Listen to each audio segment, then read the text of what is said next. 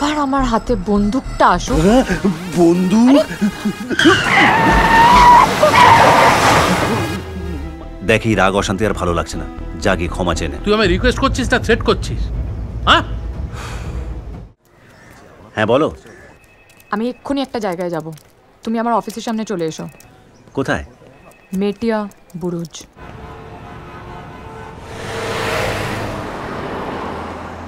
আরে কি অদ্ভুত কথাবার্তা! তুমি বলবে তো যে আমরা মেটিয়াপুর যাচ্ছিটা কেন? তুমি বকবক না করে গাড়িটা চালাও না। দেখো, বাড়িতে মা একা বসে আছে, আমাদের বাড়ি ফেরা উচিত। হ্যাঁ, মায়ের জন্যই যাচ্ছি ওখানে, মায়ের অপমানের বদলা নিতে। এসব কি সিরিয়াল মার্কা ডায়লগ বলছো তুমি? সিরিয়াল নয়, ফিল্ম, ফিল্ম, অ্যাকশন ফিল্ম। একবার আমার হাতে বন্দুকটা আসুক। বন্দুক? মানে এইসব কেন বন্দুক? আমি কন্টাক্ট বার করেছি, টাকা দিয়ে বন্দুক কিনে সোজা বাড়ি গিয়ে দাদাকে মারবো। এসব কি কথাবার্তা? মানে ভদ্রমহিলার এসব কথা বলে না। তোমাকে কি আইডিয়া দিয়েছে এটা? হ্যাঁ, তুমি কি কুটলুর সাথে কথা বলেছো? হ্যাঁ, ওকে আমি ছাড়বো না, ওর জন্য আমার বাবা মারা গেছে আর আমার মা রাস্তার দোকানে। এই তুমি গাড়িটা চালাও তো, আজকেই আমি বন্দুক তুলবো আর ওকে মারবই।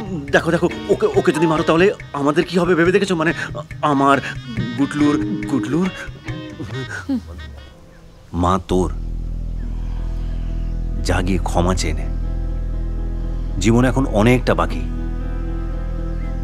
আমি ছোটবেলা থেকে মা বাবা দুজনকে পাইনি, তুই পেয়েছিস। একজনকে হারিয়েছিস, আরেকজনকে হারাস না। কথা নয় আর কথা নয়, হাত উঠে যাবে। এই সুযোগ আর পাবি না রে। তোকে জেলে ভরতে না আমার 2 মিনিটও লাগবে না, কিন্তু ওই তোর ছেলে আর বউয়ের কথা ভেবে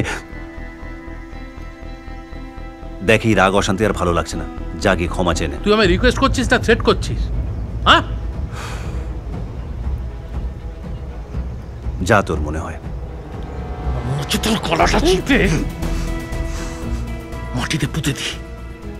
আগের পর অর্ধেক পুঁতেছিলাম, এবার ফুল বডি পুঁতে দি। আরে কি হচ্ছে এসব? ছাড়ুন ছাড়ুন বলছি। কি ব্যাপার প্রতুল বাবু? কি ব্যাপার প্রতুল বাবু, এসব কি? হ্যাঁ দাঁড়াও, দেখছি দেখছি। এসব কি হচ্ছে এখানে? এসব তো আপনি করতে পারেন না। প্রপার্টির লিগ্যাল মালিক আপনার মা, এত জালিয়াতি করছেন। দেখুন, উনি যদি জালিয়াতি করেন তাহলে প্রডিউসার দাদা, আপনারও কি ব্যাংকে কোটি কোটি টাকা আছে? টাকা নেই না? তাহলে এই চেক বইটা নিশ্চয়ই জাল।